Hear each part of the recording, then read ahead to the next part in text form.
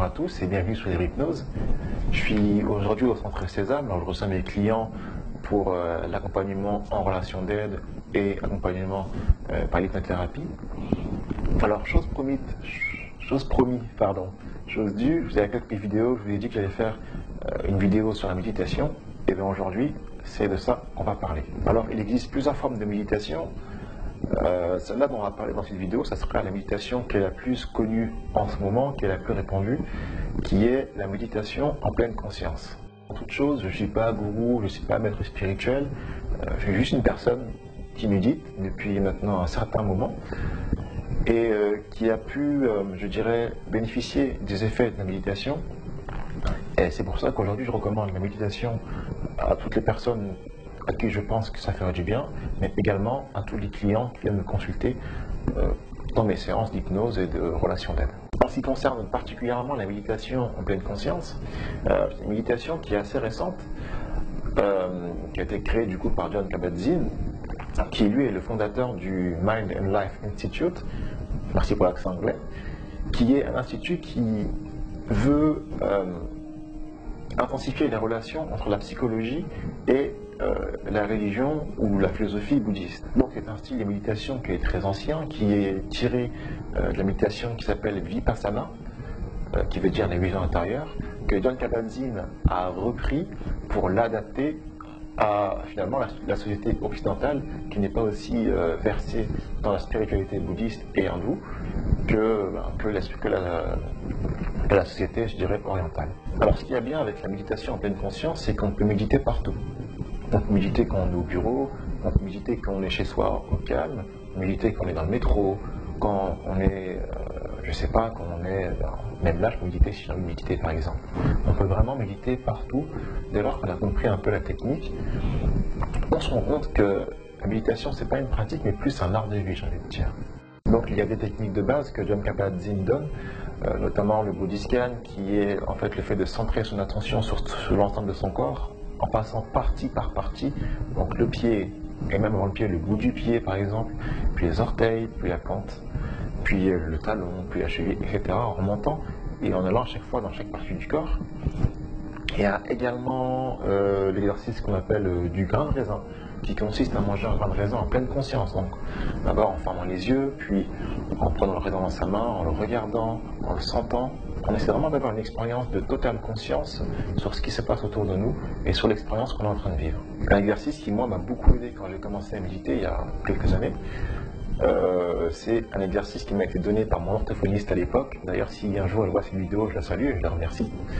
C'est se concentrer sur sa respiration. Voilà. Sans forcément ouvrir la bouche, juste s'asseoir, ne rien faire et se concentrer sur sa respiration. Et là, déjà, il va se passer quelque chose, c'est que vous allez avoir vos pensées qui vont commencer à venir. Ça, c'est automatique, on a toujours des pensées qui viennent, en fait. Et le but de la méditation, c'est ça, c'est de voir que, sans qu'on ait envie de penser, il y a des pensées qui viennent. Et c'est de comprendre que ces pensées ne sont pas des choses réelles, mais ne sont que des productions du mental. Semblant qu'on n'est pas en méditation, on laisse ces productions mentales influer sur nos vies et sur nos comportements. Et c'est ça finalement le but. La méditation, c'est de prendre conscience de ses pensées. Comprendre que tout ce qu'on croit être vrai, dans l'instant, n'est pas réellement vrai, mais est juste la production de mon appareil psychique, de mon appareil mental, qui me donne à penser certaines choses qui ne sont pas toujours vraies, et même qui sont souvent fausses. Une fois qu'on a vu qu'on a ces pensées-là, on se recentre juste sur sa respiration. À chaque fois qu'on prend conscience qu'on est en train de penser, sans forcément être là à se dire à forcer trop fort, on va juste ramener son attention sur sa respiration de façon douce et en acceptant. C'est-à-dire qu'il ne faut pas dire « Ah non, je pensais à quelque chose d'autre, ça me fait chier ». Non. On se recentre. Ok, là j'ai un peu perdu mon attention, ma concentration. Je me recentre sur ma respiration et je continue à méditer. Et fatalement, vous allez voir qu'à chaque fois vous aurez des pensées qui vont venir, alors à chaque fois il faudra simplement ramener son attention et sa concentration sur sa respiration. Le but du jeu, c'est pas de se sentir relaxé, c'est pas de sentir certaines choses que vous pourriez ressentir aussi, notamment peut-être la tête qui devient un peu plus lourde, ou alors l'impression d'avoir les bras qui commencent à se lever tout seul. Le but du jeu, c'est pas de ressentir ça. Le but du jeu, c'est de faire le chemin de se connaître soi-même et de réussir à dominer un peu ses pensées. Petit à petit, vous allez vous rendre compte que dans votre vie, il va y avoir des changements déjà. Vous allez être plus calme, plus apaisé, vous allez réussir à prendre du recul plus facilement sur certaines situations. Vous allez même accepter certaines choses que vous ne pensez pas pouvoir accepter avant.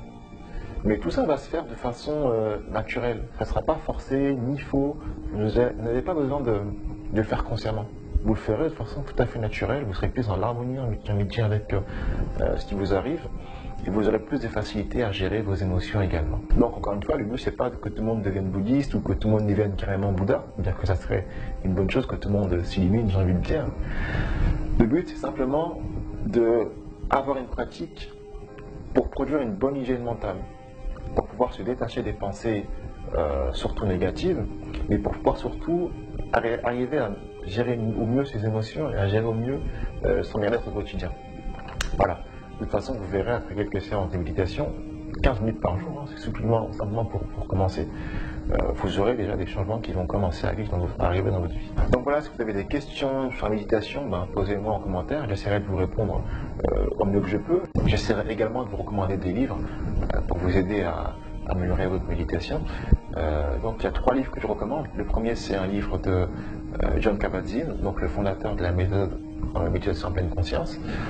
Et ce livre, c'est Où tu vas, tu es. Donc voilà, c'est un livre très bien pour s'initier à cette méthode de méditation en pleine conscience. Le second livre, c'est un livre de, excusez-moi pour le nom, j'ai un peu de mal à prononcer, Ennapola Gunatarama, donc lui qui est un moine bouddhiste. Et son livre s'appelle Méditer au quotidien, qui est un livre qui m'a beaucoup aidé quand j'ai commencé à vouloir passer des caps, entre guillemets, bien sûr, pas apparemment de caps, mais dans la méditation. Le troisième livre, c'est un livre de Matthieu Ricard, qui est un moine bouddhiste français, qui a été décerné, je crois, l'homme le plus heureux du monde. Et ce livre, j'ai oublié le titre, j'ai oublié le titre de ce livre-là. Pourtant, je suis sûr que c'est un livre qui est très bien, et puis le titre est très simple. Je vous le mettrai en description, donc pensez à lire la description qui est en dessous des vidéos, pour avoir toutes les informations. Donc voilà, si vous avez des questions sur la méditation, si vous avez des réponses, s'il y a des points qui n'ont pas été clairs surtout, n'hésitez pas à me faire savoir. Lâchez un commentaire, envoyez-moi des mails, n'hésitez pas surtout.